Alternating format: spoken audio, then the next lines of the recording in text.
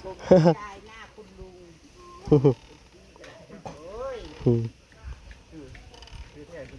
เจ้าเจ้าเจ้าต้องบอกว่าโดยไอ้คำบอนเจ้าก็ว่าจังซีเดือนบ้านนอกบ้านนาไอ้บอนเขาเป็นยังไงเ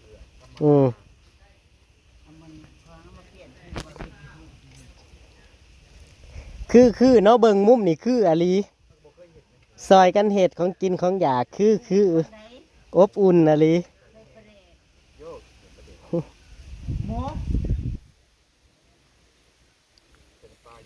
มุมนี่หูซึกอบอุ่นขนาด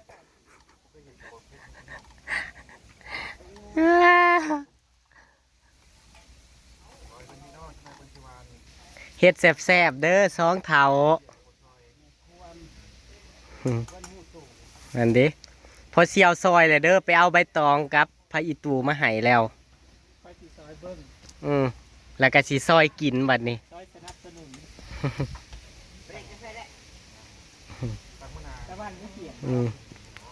สบายดีเด้อพี่น้อง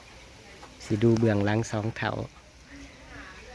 คอยสิดูเบื้องหลังสองเถาเป็นตาอบอุ่นขนาดใดซอยกันแม่เมาะแม่เว้ากัน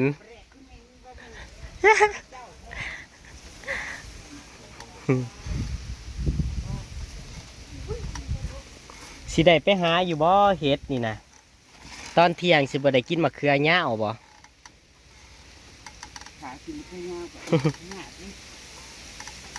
ถ้ากินมะเขือหญ้าตอนเที่ยงเอามะเขือหญ้ามาปีง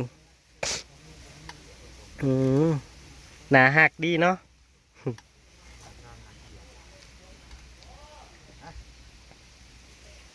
จะจกตากันเด้อ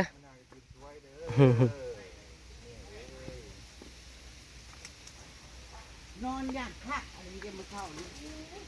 เจ้าคอยบอกว่าเจ้าอยู่ข้างนอกความรู้คิดว่าเจ้าอยู่นอนอยู่ข้างนอกอาจจะโอ้เจ้าวันละเอียดเขาบริคิดสิ่งที่ต่างครับนอนห้องแอร์ติคอยยังบอกเปิดเปลืองไฟเปลืองไฟถ้าเราบ่ได้เขานอนห้องแอร์เราคือสิเห็นว่าจะเอามะเขือเข้าไปในห้อง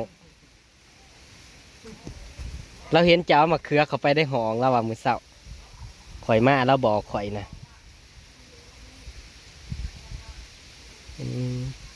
มาอะไรที่เรายอมเหตุข่อยเนาะเป็นหมู่กันให้ความสุขกันเป็นยังมีแต่อยากเว้ายังก็มีแต่อยากขนาดว่าไปนั่งหม้อยังตัดบ่ได้อีบ่กิเลสนั่น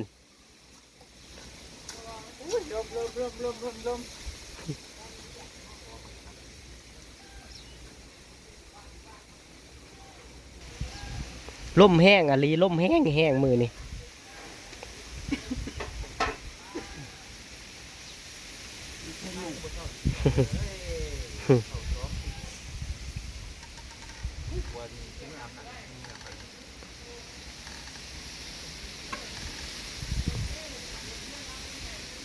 มกปลากระป๋องแกงจืดหมูสับ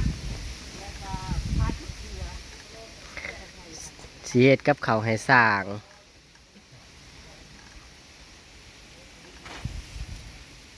ลมแห้งกระดอลมแห้งอะลีมือนี่มีลมเด้อมือแรงสงสัยฝนสิเทลงมาแล้วมือแรงลมแห้งกระดอหิวเขาเฮาซุ่มเฮากับหิวเขาพัดมะเขือเห็ดของกินให้สร้างยังบ่แล้วอยู่เที่ยงละพี่น้อง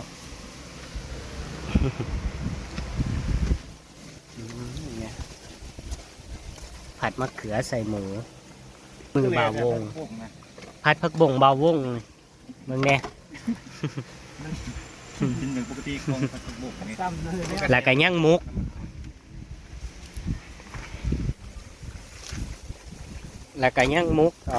ยังนะปลากระป๋องเบ็ด2 มุกนี่แต่ว่าไม่เชียวมันซุกเลยได้ข่อยว่าเพราะอะไรซ้ำนี่มันสิโยดออกเลยนี่ข่อยกับบุเคยเห็ดกินจักเถื่อได้มุกปลากระป๋องจักเราใส่ยังแหน่พี่น้องทำบ่ได้เบิ่งตอนเราเห็ดกินละเขานะมันเที่ยงล่ะ สิเฮ็ดหยังอีก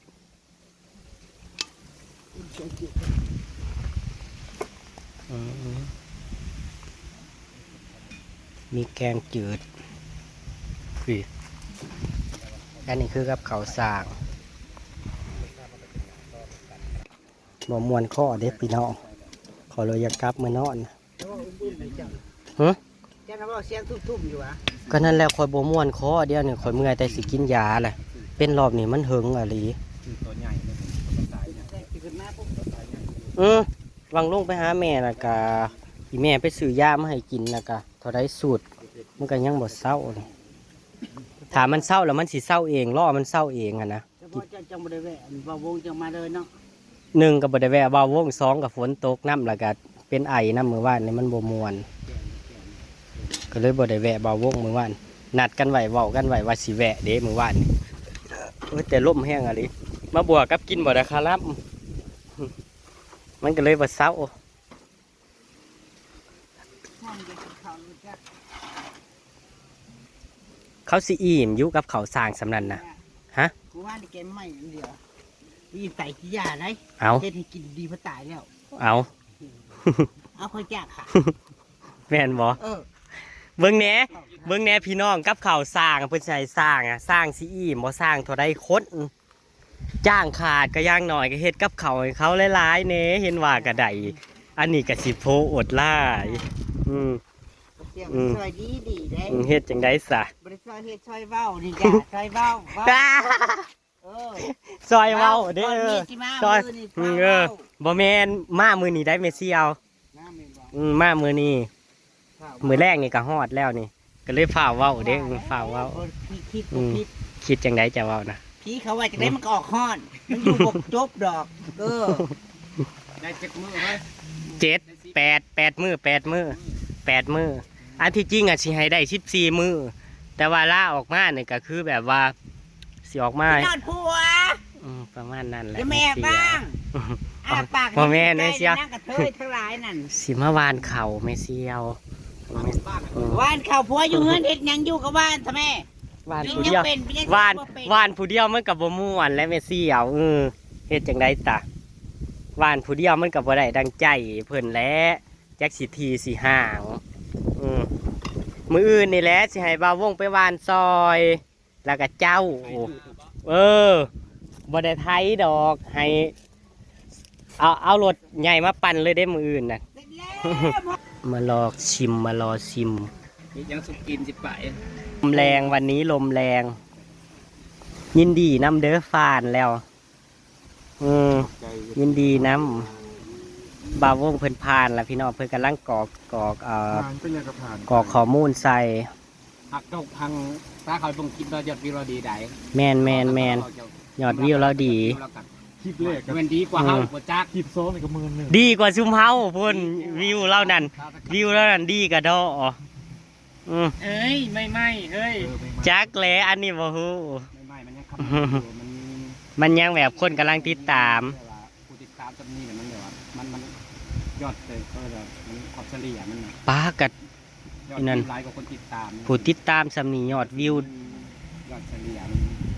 ดูกระดีนะห่วยโอเคได้เพิ่นไก่สิได้เงินหลายๆพี่น้องถ้ากอกพานยังแล้วมันก็สิส่งเขามาให้ก็รอบเฮาก็รอบพินอีกจักเดือนนะ3บางคนก็ไว้บ่แม่นบ่บางคนเดือนเดียวเองบ่ฮอดเดือนสมบ่จักบางคนนะช่วงน่ะบ่าวสอนที่บ่าวสอนเราเฮ็ดนั่นเท่าใดวะเดือนของข่อยนั้นฮอด3เด้อ 3มั้งของข่อยก็ บ้านเฮาส่วนใหญ่จะอยู่ที่หลัก3เพราะว่าของข่อยมันได้ซ่ากว่าหมู่อยู่แล้วข่อยเฮ็ดน่ะมันปิดสร้างรายได้เท่าใดเทื่อของข่อยนั่นของบ่าววงนี่อาจสิมาไว้ก็ได้บ่ฮู้คือกันบ่แน่เด้อแล้วเพราะว่าลืมหมองอุตส่าห์อยากกินข่อยก็บ่เคยกินหมูปลากระป๋องจักเทื่ออุตส่าห์ว่าสิกิน หักออกเอามากินไหมจะเอามากินต่อเอามาเมเซียวเอามาขายเอามาเปิด ว่า มาซีมด้วย เอามาซีม ผู้ใดก็บ่เคยกินว่าสิมกให้หมูกินลองเบิ่งว่ามันแซ่บทำใดได้ข้าวสวยยังจิ้ม เอามาเปิดมาเอาข้าวเหนียวนี่ มา เอาข้าวเหนียวนี่จิ้ม เอาสิจิ้ม แต่อยากหัวไปจับอยู่ไหน ไปจับอยู่ ปลากระป๋องจิ๊กเพื่อน เป็นย่างผ้าจะเห็น เฮาก็อยากกินว่าเพิ่นมุกใส่หยังอืม ใหม่ไม่ตองแม่ที่ ไหมใบตอง มันไหมใบตอง ไม่ได้ขายข้างในพุ่น มันไหมใบตองนี่คือมันไหมใบตองอาทิตย์บ้องแม่บ้องมันใหม่ใบตอง ซีมก่อนมันไหมใบตอง ซีมก่อนเด้อบ่เคยกินจิ๊กเพื่อนพี่น้องมันเป็นเดียวใด มุกปลากระป๋องซีมเด้อ คิดออก ขออนุญาตปีนเด้อบ่ ปีนขึ้น เฮ้ยมาชื่อกินสร้างได้กินเขาบริกิน แซ่บเด้อเฮ้ย แซ่บบ่ เป็นอะไรเอ้ย แซ่บเด้อเฮ้ย มุกใส่ไข่ แซ่บ เจ้า แซ่บเลย แซ่บ ถ้าแม่นว่าใส่เฮ็ดเข็มคือแต่ก่อนแล้วว่าเราสิใส่เฮ็ดเข็มอะเนาะแห่งสิแซ่บ อ้าว แซ่บ คือ แล้ว แซ่บเฮ้ยกินต่อคือแซ่บ อยากคัวเด้อยากคัวเด้กินอิ่มแล้วพอลืมมุกพี่น้อง ไปเก็บผัวยังเห็น พอกินแล้วกินกับข้าวเหนียวนี่นะมันหอมๆนี่ แซ่บอยู่นะซีม เคยกิน อืม คนนี้ข้าต้มมึงเอ้ย ซีมแล้วก็บอกว่าแซ่บหรือบ่แซ่บ เทตีย่อกูไม่ได้ตีว่าแซ่บก็ว่าแซ่บแน่พอได้มีกำลังใจให้ได้กินมื้อหน้าก็จะเฮ็ดให้กินอีกแต่ว่าอันนี้กินไปนาคุณนาบุ้งอยู่เย้า แน่เฮ้ย จะพามื้อละพามื้อคันแบบนี้นั่น เจ้าก็บอกว่าโอ๊ย กินแล้วก็กินอีกมันสิเป็นหยังแกนเข่าค่อยเบิดตีเข่าก็แล้วก็ทง โอ้ย บัก แซ่ ให บ ญ่นึ ที่ ง หัก แซ่บที่หักแซ่บ นี่ เฮ้ยเจ้าก็แลนไปโดดน้องนั่นเกินแน่น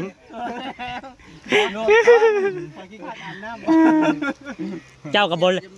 บแลนชักหอบหนึงเนาะตอนเราบอกวังกีนี่เคินได้อืม อยากบอกนะเฮ้ย แซ่บเด้ ไม่ต้องพูด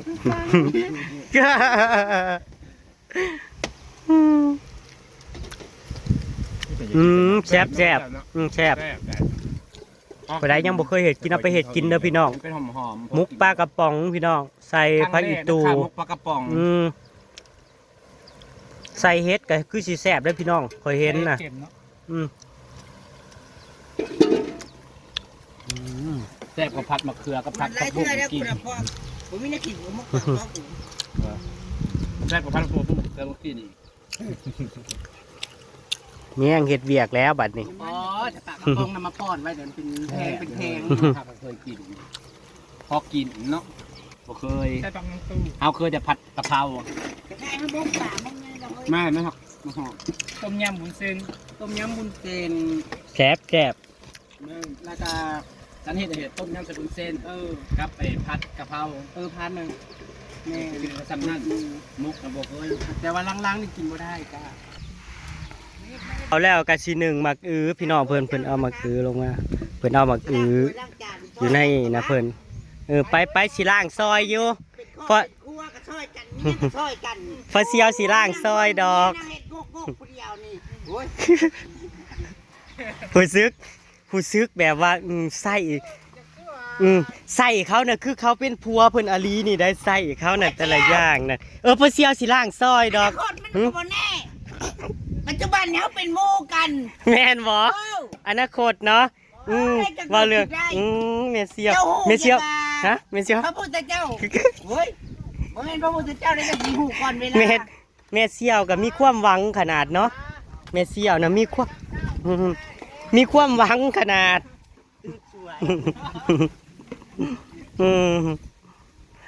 นอนตื่นคนละเวลาตื่นมาเพราะว่าอารมณ์เสียหูซื้อว่าอารมณ์ขึ้นเอาล้างพอเซียวเมเซียวล้างแพบพอเซียวสีล้างน้ำไล่ให้สีสวย จังน้อยครับปลูกนะปลูก เบื่อ คอยแน่บ่ได้บอกคอย เบื่อ มันนี่มันบ่ได้เป็นหัวบ่ได้เป็นเงา เบื่อ บาริเชนร้องให้เจ้าปลูกลองเบิ่ง เบื่อคำว่าเฮ้ยนี่เด้ ปลูกจะได้คือคนปลูกก่อนปลูกมันได้เท่านั้นบ่งามให้เจ้าปลูกให้ชื่อเธอมันงามบ่ได้บ่ ได้ มาหาหน้าเธอได้กินนั่นเด้ก็ปลูกไว้จ้า บางวันก็เอามาเอาแต่ปลากระไดตัวสองตัว นั่นเด้เฮ้ยเฮ็ดนู่นเฮ้ยเฮ็ดนี่ได้เดียวนี่นั่นตั้งแต่เขาบอกว่าเฮ้ยที่หักเจ้าคือเฮ็ดกับข้าวแซ่บแท้รู้สึกว่าแบบเฮ้ยปลูกนู่น คนละพัง อืม คนบ่เสียวคนละติดหูติดปากเลยถ้า แม่นบ่ คนคนลูก อืม ใจวะ คนคนลูก คำว่าเฮ้ยนะพี่น้องบ่ได้ใส่เฉพาะแบบผัวกับเมียได้พี่น้องเฮาใส่แบบว่ากับหมู่กับเพื่อนเฮาก็ใส่แบบเฮ้ยอย่างสิเฮาเว้ากันสมมุติเฮาสนิทกันอย่างสิพี่น้องเฮาสนิทกันเป็นหมู่เป็นพวกกันเฮาก็ใส่คำว่าเฮ้ยอย่างสินะพี่น้อง มันก็เลยเป็นคำแบบว่าติดปากพี่น้องเวลาเฮาเอิ้นกันมันก็สิเป็นเรื่องปกติคำว่าเฮ้ยนะพี่น้อง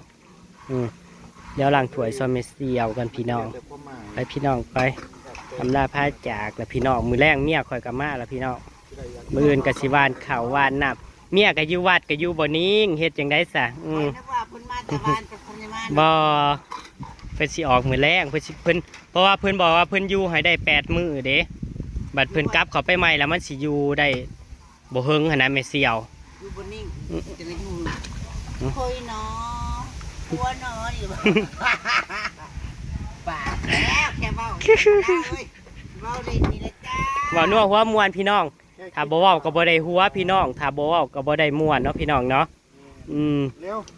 มื้ออื่นก็สิให้บ่าววงไปหว่านข้าวซอยพี่น้องบ่พาเพิ่นกราบ พักไปแล้วบ่ เนาะพี่น้องเจ้าต้องไปใส่ขอบังคับข่อยสิครับข่อยสิต้มเป็ดให้เจ้ากินข่อยสิต้มไก่ให้เจ้ากินแม่นบ่ คอยไปเลย นี่พี่น้องข่อยตัวเพิ่นเมื่อวานนี่เพิ่นก็เลยมีคำเว้ากันไว้ว่าสิแวสินั่งเว้ากันแล้วก็ขึ้นมาพร้อมกันบัดนี้ขึ้นมาก็ขึ้นมาข่อยบ่ได้แวะเพิ่นบัดนี้ขึ้นมายามมื้อแลงก็บัดนี้เพิ่นชวนมากินปิ้งเป็ดเด้อพี่น้องข่อยก็บ่ได้มาก็บ่ได้มาปวดหัวบ่สำบายก็เลยบอกว่ามื้ออื่นจังสิมาเล่นบอกเพิ่นไว้ว่ากินฮอดเมียก็ไปเฮิงกะดอถ้าบ่ซื้อออกมานี่ห่วยป้าเพิ่นแหละหนีเพิ่นลงไปบ้านพุ่นแล้วบัดนี้บ่เศร้าจักเถื่อนะพี่น้องว่านัวหัวมวนอีกแล้วพี่น้องถ้าบ่เว้าก็บ่ได้หัวพี่น้องไปอำลาพระจากพี่น้องตามคลิปหน้าพี่น้องเด้อขอบคุณที่เขามารับชมขอบคุณทุกกำลังใจพี่น้องทุกการติดตามนะพี่น้องเนาะทุกคอมเมนต์นะพี่น้องฝากดูโฆษณาได้หลายเด้อพี่น้องเด้อไปแล้วพี่น้องสวัสดีครับผม